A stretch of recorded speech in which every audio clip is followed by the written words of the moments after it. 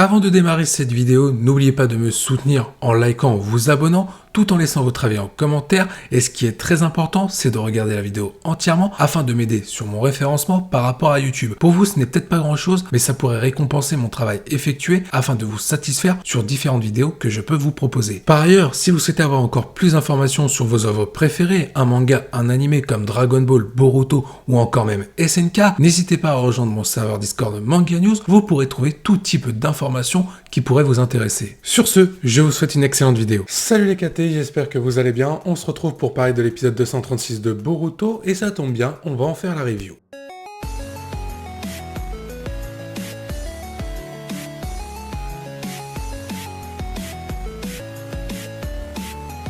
On va pas se mentir directement, au niveau du scénario de l'épisode 236, c'est tout sauf très compliqué, c'est vraiment hyper simple, c'est un scénario bateau, et même si on fait un bilan par rapport à l'arc filler qui nous est proposé en rapport avec le pays de l'eau, et notamment le personnage de Kagura et le clan Funato, on peut voir que le scénario ne pète pas trois pattes à un canard. Ça, je suis d'accord avec vous. Toutefois, dans cet épisode 236, il y a quand même du positif, notamment des points de vue qui n'arrêtent pas de s'interférer pour donner une dynamique à l'épisode. D'un côté, on voit Sarada Mitsuki en train de tenter de sauver les otages de l'île de Dotu par rapport au clan Funato. De l'autre côté, on voit Iwabe Metali Denki en train d'essayer de prendre un bateau pour pouvoir emmener ses otages afin qu'ils soient sauvés. Et encore de l'autre côté, on retrouve Boruto, Buntan et Kawaki qui tentent de s'infiltrer dans la forteresse mobile qui était apparue devant eux et Kagura lors de l'épisode 235. Alors oui, encore une fois en termes de scénario, c'est plutôt plat. Je veux dire, des shinobi qui s'infiltrent sur une forteresse, on a déjà vu ça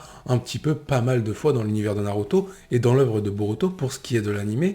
Pour ce qui est de sauver des otages, on a souvent vu ça également. Pour ce qui est de prendre un bateau pour sauver les otages qui ont été sauvés auparavant par Sarada et Mitsuki, et donc il faut les transporter, on a déjà vu ça également dans l'univers de Naruto et dans l'œuvre de Boruto, mais bien entendu dans d'autres animés regroupant d'autres shonen. Je suis d'accord, mais si on regarde bien un peu cette mise en avant dans l'épisode 236, on peut voir que les qualités d'un shinobi sont mises en valeur d'une très belle façon, malgré quelques petits défauts. En effet, dans cet épisode, on peut voir que les qualités d'un shinobi sont mises en valeur, d'une part pour le côté stratège et surtout libérateur des otages, de la part de Sarada Mitsuki ou encore de Denki Iwabe Metali, mais surtout les capacités d'infiltration qui sont mises en valeur de la part de Boruto, Buntan ou encore Kawaki. Mais il y a des défauts. C'est vrai qu'on ne retrouve plus un peu l'aspect naturel d'un shinobi qui était capable de contrôler son chakra, pouvant lui faire marcher sur l'eau. Là, par exemple, Boruto, Kawaki et Buntan, au lieu d'arriver jusqu'à la forteresse mobile grâce à un espèce de grappin lié au kunai de Boruto, ils auraient pu marcher jusqu'au bateau et marcher sur le bateau par rapport à leur contrôle de chakra. Même si Kawaki débute, je pense qu'il est capable de faire ça. Concrètement, dans cet épisode 236, tous les scénarios qui se sont produits par rapport aux différentes équipes se sont résolus de la bonne manière. Sarada et Mitsuki ont sauvé les otages de l'île de Dotu, Denki, Metali et Iwabe, même si ça a été périlleux à la fin, sont parvenus à prendre un bateau et le faire démarrer afin de secourir les otages qui ont été libérés par Sarada et Mitsuki.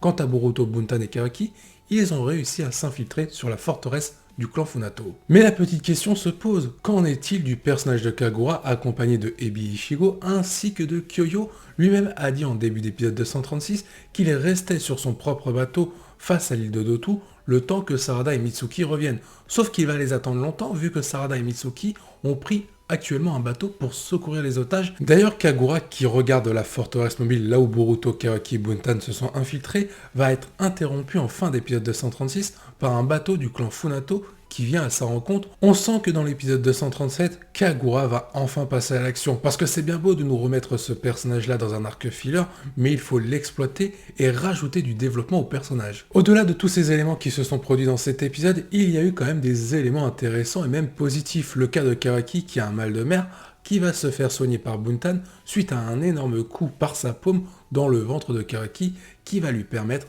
d'éviter son mal de mer à l'avenir et donc de pouvoir poursuivre sa mission tranquillement. Et Kawaki va expliquer à Boruto que Buntan a vécu dans un monde où il faut tuer avant d'être tué. Une phrase qui fait référence au chapitre 66 de Boruto. Autre point plutôt sympathique, c'est qu'on a vu quelques techniques de la part de certains shinobi, Boruto, Sarada, Mitsuki ou encore Buntan. Et pour revenir sur le cas de Sarada, elle a utilisé le Sharingan de 1 à 2 secondes pour faire face à un commandant du clan Funato afin que les otages soient libérés et non à nouveau capturés. Ce passage-là était plutôt sympa pour mettre en avant Sarada et son Sharingan. Pour résumer la partie scénaristique de cet épisode 236, il est vrai que comme je l'ai dit précédemment, le scénario est plat, simpliste, mais toutefois, il y a des éléments positifs qui redonnent un petit peu du goût à cet épisode, comme le fait de switcher de point de vue par rapport aux différentes équipes et leurs différentes missions respectives. Sur ce coup-là, ça a rajouté une dynamique à l'épisode. Je vais mettre la note de 7 sur 10.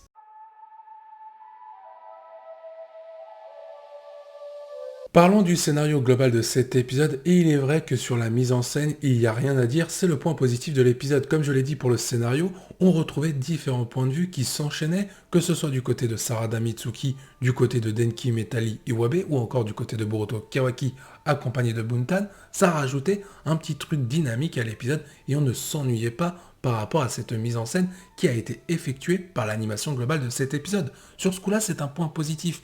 Mais le problème, c'est que l'animation utilisée dans cet épisode, c'est une animation semi-dynamique qui ne met pas forcément en valeur le scénario. En effet, les caractéristiques d'une animation semi-dynamique, ça permet de mettre en avant le scénario d'un épisode. Mais comment mettre en avant un scénario si celui-ci est plat et totalement simpliste? L'animation ne peut rien y faire.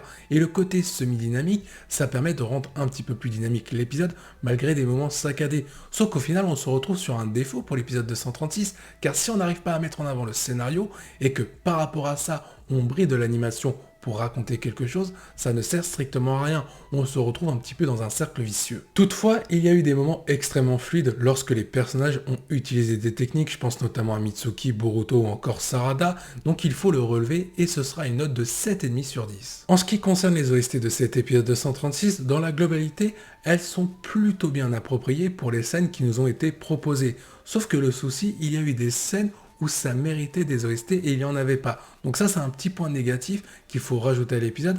Et maintenant, un point négatif global, c'est que les OST utilisés, ça fait maintenant quelques épisodes, si ce n'est pas pour dire une dizaine d'épisodes, qu'on a les mêmes OST.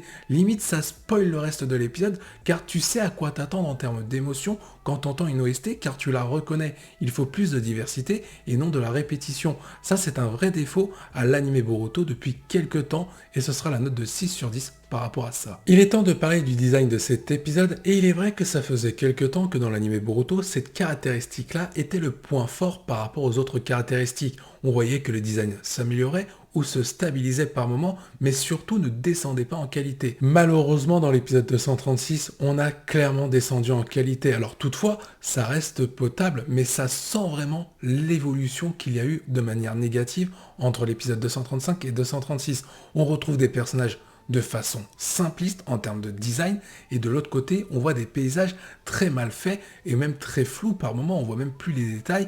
Et là, ce qui m'avait choqué aussi sur cet épisode en termes de masterclass mais négative cette fois-ci, c'est qu'on peut voir la proportion de personnages qui n'est même pas respectée. Kawaki il a pris 10 kilos à un moment donné et il fait 3 têtes de plus que Boruto. Ça m'a choqué. Alors on sait que Kawaki est légèrement plus grand que Boruto, mais le mec fait pas 1 mètre de plus. Sur ce coup-là, je mettrai la note de 5 sur 10 pour le design de cet épisode.